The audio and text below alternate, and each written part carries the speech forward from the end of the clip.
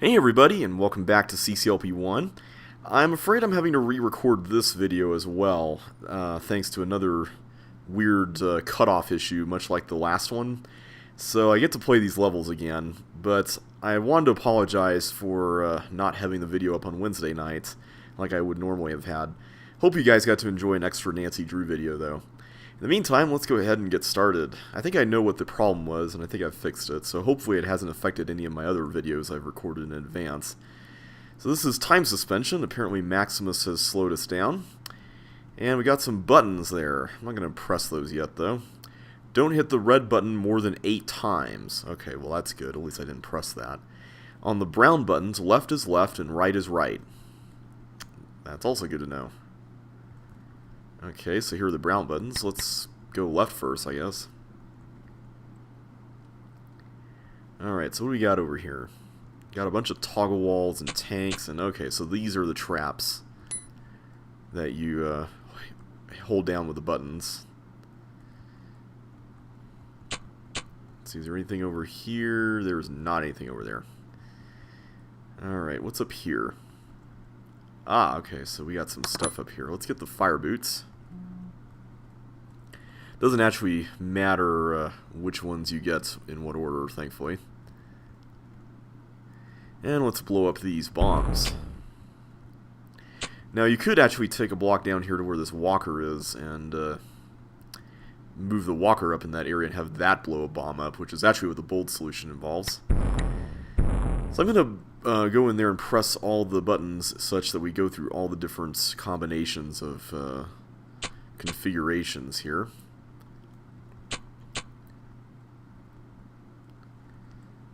And along the way I'm going to make sure that we also get that red key.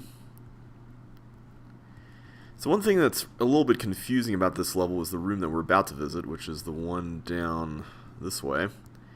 I'm not entirely certain what the intent was here, because you can just open all the doors at once like that.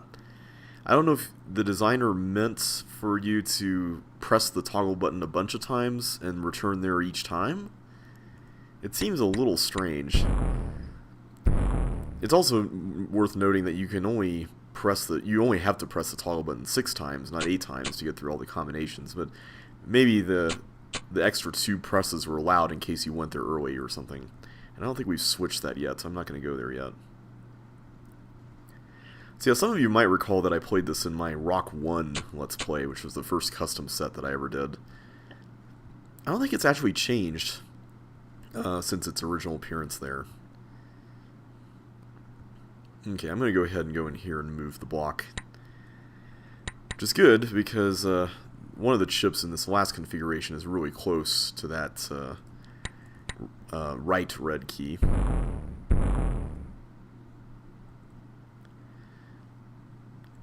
So let's do that, and then we'll grab that last block, and we should be on our way to getting stuff done here.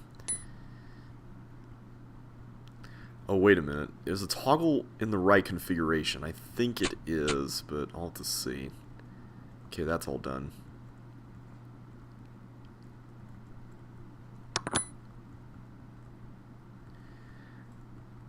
This part's a little tricky to optimize, but it's not that bad since there's a lot of turning involved. Okay, 3 left, 2 left. Alright, is there a door? Yes, okay, good. So that's the teeth cloner that has been going off every time we press the red button. And we just need to press it a couple more times. And we get our last chip. Cool, so that was by Rockgeneru. With a jolt, Chip's surroundings seemed momentarily to blur as he stepped out of the time suspension field. "Ha!" he shouted. "Finish already. It wasn't even that hard."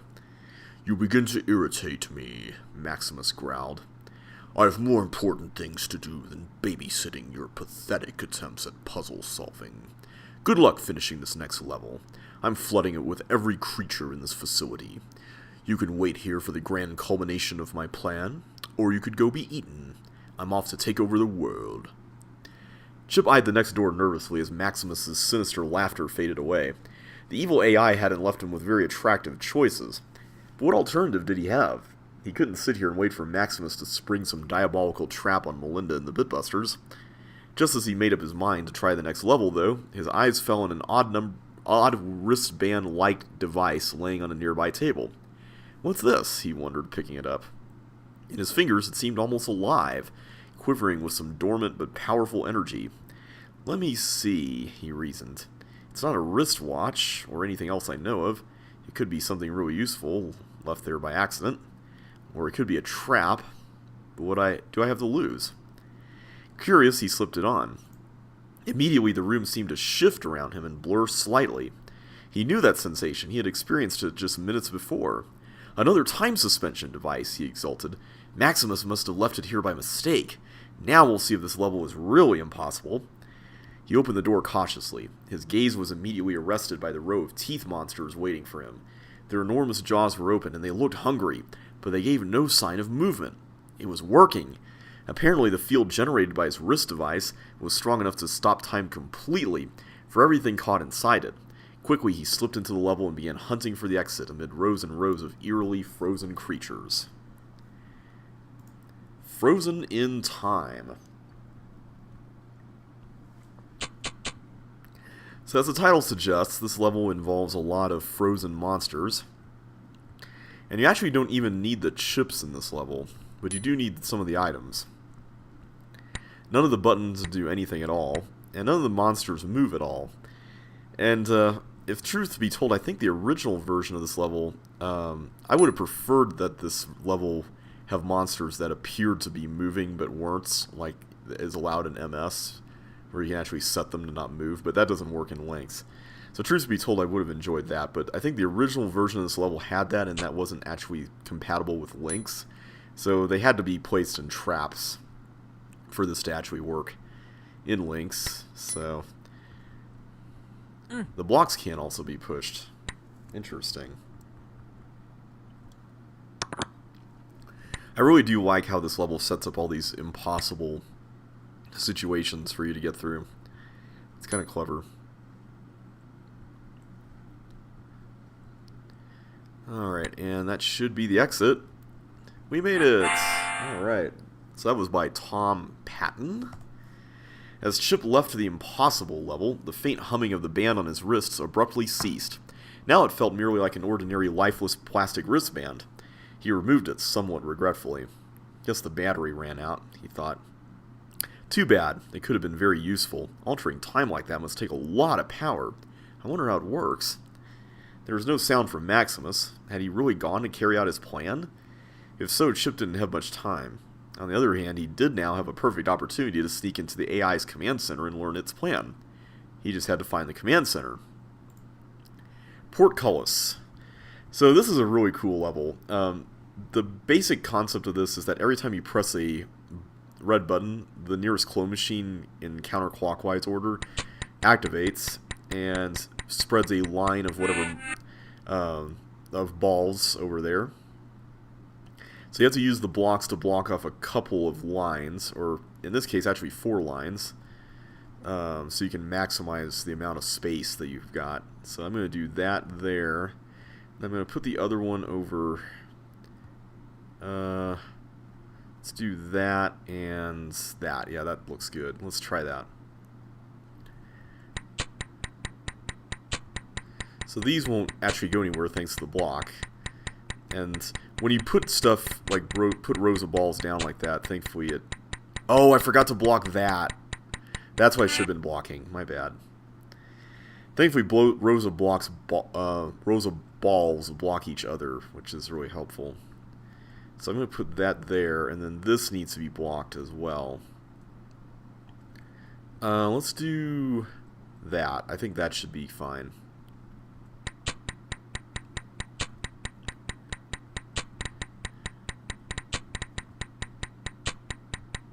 Okay, so far so good.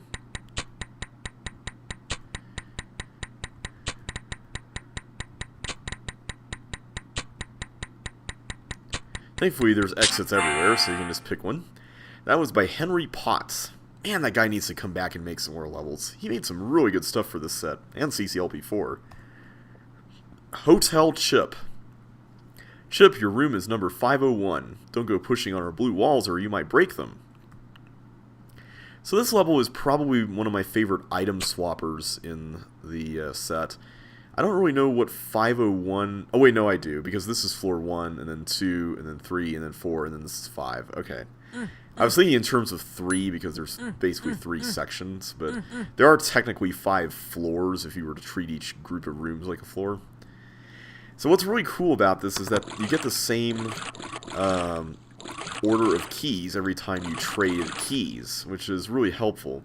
But there's also this element of getting items that help unlock things in areas that don't involve keys for entry, like this toggle wall area / flipper section here. I really like that a lot because I think it actually makes the level a little bit less tedious feeling. I happen to know it's that wall. There's also some really nice use of blue walls here, which I really appreciate a lot. And this room is a really long one. It actually went through a redesign. In the original level, this was a lot more stringent as far as how you were supposed to dodge the teeth, if I remember correctly. But in this version, you can actually lead the teeth around the rooms, which is really helpful. We kind of made this have fire so that it looks like a boiler room or furnace or something like that. I think this room was ultimately, or this level was ultimately inspired by the hotel segment from Super Mario Sunshine. If I remember correctly, this should unlock this area over here where we saw the trapped gliders. Yes. Alright. I really like how there's these green doors, and you don't go through them in order to get to each room. You actually have to use a different entrance. That's pretty clever. Okay, so we got some invisible walls, so it looks like we're going to need to go through that open toggle wall when it, or this closed toggle wall when it's open. So let's move down this way. There's the green key. Presumably we're going to have to go through a socket to get that. And that did something. Hopefully it did something down here. It looks like it did. Bomb was there, so let's go through that wall, get a red key. What else have we got here? Okay, we'll come back down here in a sec, but let's go back this way. Here we go. Simple ball dodging, nothing too crazy.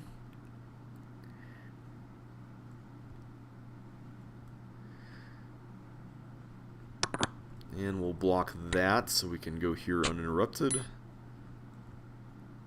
Then we'll go into this room, which will finally enable us to change the toggle states. Alright, so this all that should be left is that red door that we saw up here. Or red key up here. And the final chip. And we need a red key to exit, so that's helpful. There we go. And all we actually need to open is this door that leads to the suction boots. So that way we can go up here and go through exit. So one thing I'm curious about is, and I think I may have mentioned this in my Pit of Wonder Tiles Let's Play, is this supposed to be an elevator, because you can go both ways on it. And then this over here is supposed to be an escalator, because there are two paths, one that goes up and one that goes down. I'd be really curious if that were to know if that were intentional, because if so, then that's pretty awesome. Alright, moving on to tunnel clearance. This is a pretty fun level. You go through and you're basically going through this maze that has 4 different layers, depending on what key you have. And if you're going along a path with a door that color, then you're going to get stuck, so you really don't want to do that. I don't exactly remember the path, but we'll just go with what looks right.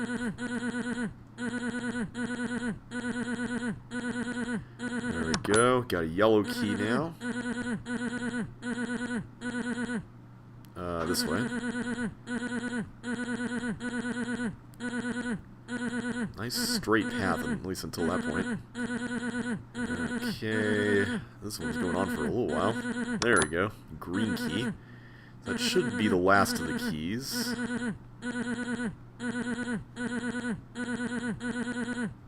Oop, not that way. Thankfully the level gives you a little bit of reaction time here, which is really helpful. Alright, good level by Tyler. Well done. Jailbird. Okay. So it looks like we have to go out here. Whoops. And we get a tank and a button up here. So maybe the tank's on the other button. I don't really see another brown button anywhere. The teeth isn't on any buttons. And then we got all these traps and trap buttons in this room. So we're going to have to clone some fireballs to get this to work. So let's just clone a bunch here. Okay, so that's going to open up that. Let's go ahead and open this up so that we can... There we go, we can send the tank up. And then, let's do this so we can blow up the bomb. I need to get something... Okay, how are we going to do this? Oh yeah, we get something through here. Then it'll blow that up, and then we'll get another one which will go down. Whoa! I almost didn't get out of the way in time. Alright, so this will switch the tank such that it goes up to the top button. Okay, there we go. And there is another button down there. Alright, so we need to hold both buttons down, which means that we need the help of our teeth. And the only way to get the teeth to hold one of these down is to get it up there. So we're going to need to switch the tank again. And this time we're going to have to close up the walls again. So now the tank's on the bottom button, and that should be enough. There we go. Out of jail. That was by Marcus. Oh, nice job, Marcus. Nice little level. I really liked that. Paramecium Palace. Use brown buttons to wake the king bug or queen paramecium. All blue walls are solid. Okay, so looks like we can just build across there. I guess this is the moat to the palace thing. I really like how these blue wall formations here, or the floor parts of the blue wall area down here look like they're legs of a bug or something. I don't know if that's intentional either, but if so, then that's pretty brilliant. I really like that a lot. Like, there's no reason for that to be there other than a design reason. And I like random design decisions like that add to the level. Alright, so I see fire boots over there, so we'll get those. Whoa, we just narrowly made that. Okay, I could have made that, but I didn't, so that's alright. Alright, so let's go to the other side and see what we get there. Do you actually need the fire boots to get over here? I don't think you do. Yeah, we just get flippers here. I guess it makes this first room slightly quicker. Alright, so let's see what we can get to out here now. Ah, there we go. Cool. Alright, so we got 2 yellow keys. We can go in here now. Okay, good so far. Excellent.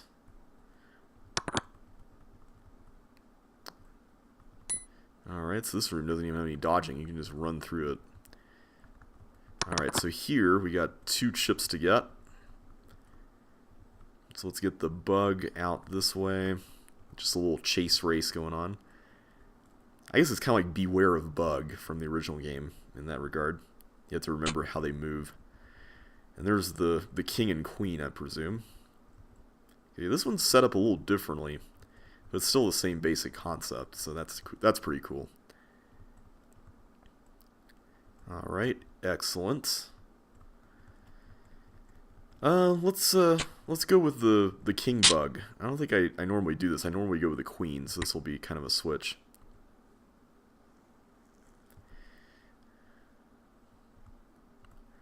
Haha! We're the king now. Nice job, Andrew. I really liked that level. It's a really neat design. Exhibit hall. You can look at the chips, but don't touch them. Alright, so this is one of my levels, and I was inspired by some of Ida Robertson's levels, specifically the key issue and whatnot, that have this kind of thing where you have a bunch of rooms, but there's like a 3-4 space wide area between them. I really like that concept for designing. I also made a level called Science Museum, which is in CCLP1, that also had the same design sensibility. I might make more levels like that for CC2. I don't know yet. But yeah, the concept here is really simple. You just go into each of these rooms, don't collect the chip, and just get whatever key is inside it.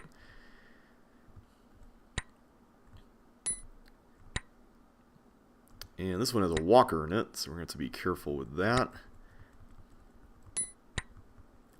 There we go. I didn't go to the upper right room because I happen to know that you have to open up the toggle walls first before doing that. So let's go ahead and head there. Actually, let's go ahead and go over here first because we have a red key to get here. Now, actually, you don't need the fire boots, technically. You could actually go through and get one of the blocks from this room and bring it all the way to that bomb if you wanted to. Like this. But you actually don't need to do that. I kind of wish I required that, because that would have been a nice little twist to the end. Okay, moving onward to green clear. Pressing the green button more than once is not recommended without assistance. Wait a minute, what would have happened if I just pressed this and then went up? Okay, it is possible to do that, okay. I was like, I hope you don't cook the level by going the wrong way once you press a button.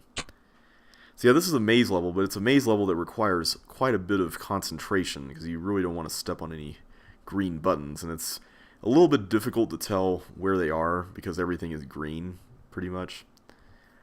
But the maze itself is, in terms of a layout, very simple, so it's not actually that bad to navigate. I really like this as a CCLP1 level because it's a perfect way to get beginners to focus more, which is nice. And be aware of their surroundings, as Ra's al Ghul would say from Batman Begins. Let's see, here we go, here's one. Okay, what next? I guess we go over this way. Let's get this one. I don't know about that one above us there. Okay, there's one here. Okay, so they're both around this area. Let's see, it looks like the path is this way. And then the one over here, this is pretty close to the beginning. Oh, you have to go over from the right, it looks like. Okay, let's figure that out. Here we go. Perfect. Alright, cool stuff. So now it's just a matter of going down here and pressing what looks like a trap button. Okay, so that's going to continuously press green buttons. So I'm just going to walk on the green buttons so there's a constant, well, almost constant rhythm there. That was by Tom P. Alright, Badlands. Okay, this is an interesting aesthetic. We've got a bunch of dirt and keys here inside the blocks. I'm just going to clear all this up here. So let's go and grab one of these here. Actually, let's go and grab both of these. We got... Did I just ruin this? No, I didn't. I can just go in here. I was going to say, that would have been a really silly mistake. Okay, so our mission here is obvious. We need to go through and fill in all the water spaces and then go to the bomb. Alright, so let's do that. I like levels that... I know there's been this ongoing debate in the CC community about the merit of putting items under blocks. And I'm in the camp that believes that that's not necessarily wrong if it's not necessarily something where you have to exhaust all your possibilities to do it, or if it's part of the theme of the level. Like, I'd say Ravaged from CCLP4 is a good example of a level where that's kind of implied as part of the concept. Like, right from the beginning, you have that, and you know the whole level is ruined anyway, so you have to find stuff under blocks. I like that concept because, you know, the level really forces you into, like, oh wait, is it under here? And, you know, the places where it is under make sense. But levels where it's just arbitrary and just there to annoy people, I don't really agree with that. So I like levels where you have to push blocks onto items that you will then later get, like in this one. I think that's a really nice way to kind of meet in the middle, as it were. Looks like we don't really need these balls for anything, they're just here to be dodged. And we got a big open area here where we need to hold down 2 trap buttons, which will then be used to get a green key. Okay, so we need to find 2 blocks or 2 monsters or something, but you can probably tell it's blocks because I've cleared out the path like really carelessly here, as if there's going to be no monsters. So here's 1 block, and it's near a bunch of blobs, so I'm going to push this whenever an opportunity presents itself. Come on. Oh, come on. My goodness, there we go. There was a button under there, and now they should all drown, so we'll come back there in a little bit. Okay, what's down here? We got this... It's probably the source of the ticking noise. A trap button. Okay, so that stops the cloning, wherever that's happening. I think this mechanism was actually used in a level by Tyrthali Ansrath, if I'm not mistaken. I forgot exactly which one it was. I want to say Force of Will. I know it wasn't in a CCLP, but I know that that's not original to this level. I know I've seen it somewhere else. Alright, so there's still a few blobs here, but we can push this over to the right. There we go. I was commenting during the failed recording of this segment that the last time I played this level was back when I was still with my ex. I was actually visiting her up in near Denver and staying with a friend of hers, and I had my laptop open and I was just working on optimizing this in Lynx. So hard to think about that being the last time I was playing this. It's kind of a weird thought. Anyway, we had a couple of other bombs here, so let's push these here. I guess you could kind of figure out that that's where you need to go, just based on the fact that the green door allows you to push blocks in here, whereas before you couldn't. And let's see what this gets us. Okay, there's some fireballs here. Thankfully it's not a constant stream of them, that would have been annoying. But we got fire boots, which enable us to exit. And that is actually all the levels I did in the failed recording. But since we went through these so quickly, I'm going to go ahead and do 1 or 2 more here. So let's go on to level 111, Alternate Universe. This level I really like. It's got such a neat idea behind it. And basically you can see it right there below. We've got this guide to how you're supposed to go through the maze based on what's there. And you got this teeth here, and you can have it blow up the bomb. And then that one has fire underneath it, so let's go down here. And then we go through the teleports, and then to this side. So all of these have fire under them, but this one doesn't, so let's get the yellow key and go through here. And it looks like we need to go to the bottom row. Because the middle row, you can't do that since the blocks are stuck together there.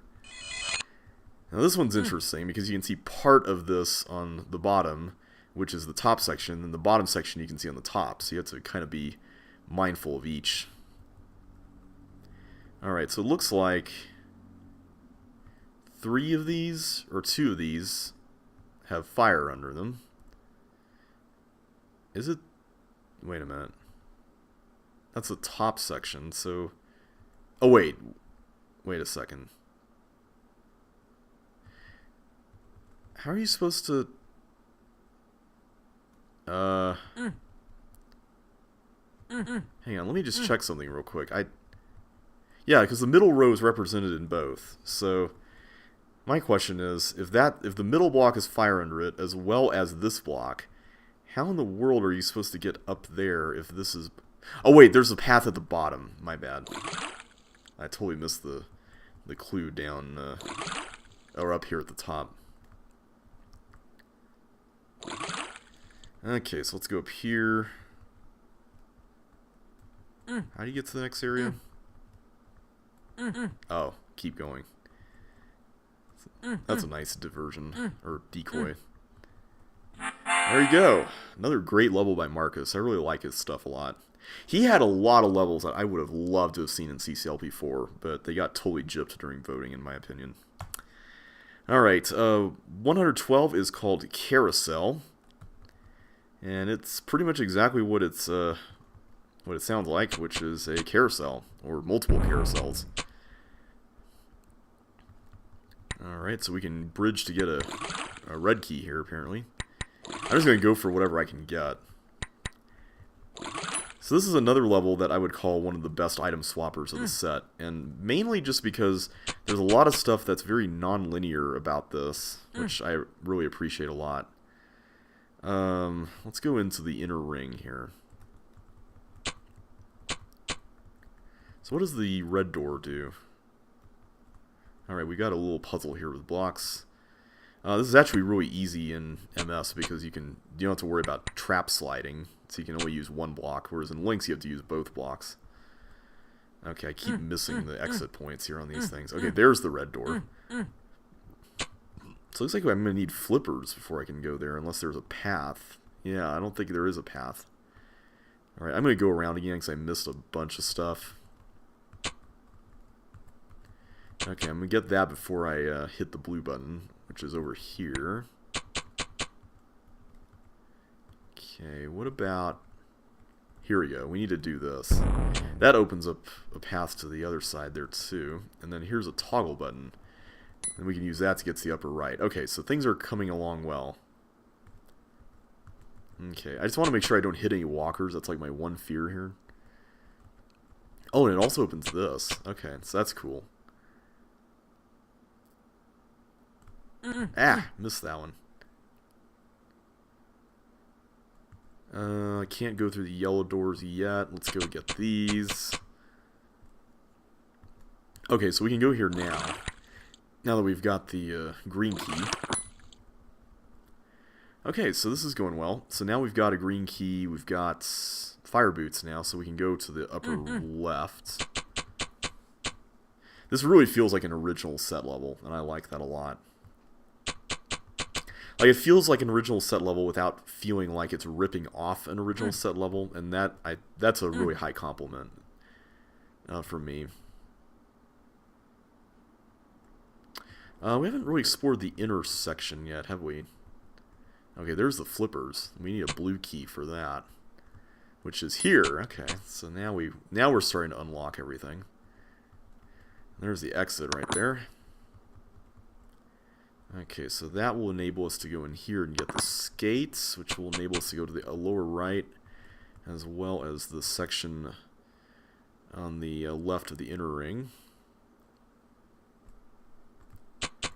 Alright, cool.